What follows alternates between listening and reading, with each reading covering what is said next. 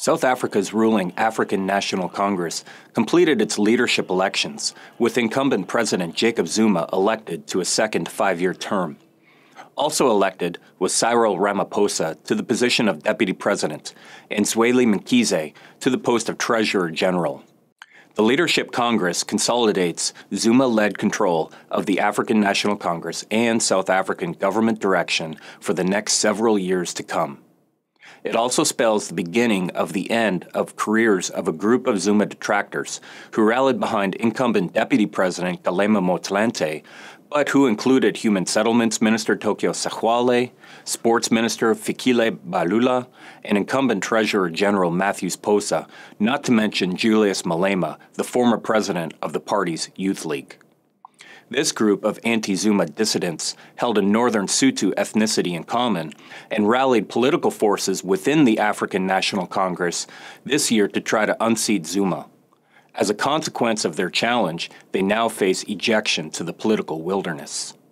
Zuma's re-election puts him in the driver's seat to return for another five-year term as president of South Africa at national elections held in 2014. Because of the dominant influence the African National Congress holds over the majority black South African population, winning the ruling party leadership race is tantamount to winning the national government leadership race. The Zuma administration will aim to not skip a beat with the now likely replacement of Deputy President Motlanthe. Ramaphosa, an ethnic Venda hailing from northern South Africa, who brings extensive business leadership in a mining sector and labor union background, will likely be given two important portfolios. One will be to manage patronage networks in northern South Africa, the other part a commercial policy portfolio that builds confidence and investment in mining and business sectors in South Africa and in Africa for South African interests. The Zuma-led African National Congress will use its elections victory to reinforce its push to assert its national influence throughout Africa and internationally.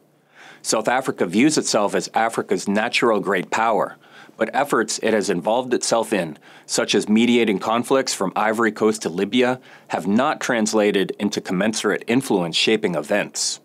Pretoria's political investments have secured for it international leadership positions, ranging from a non-permanent seat for Africa on the United Nations Security Council, to membership in the Group of 20 or G20 leading emerging economies, to membership in the Brazil, Russia, India, China, or BRICS club of top emerging economies, to the leadership of the African Union.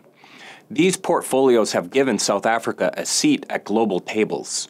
Securing international influence is more than dialogue at global summits, however. Pretoria is evolving forward from political activity.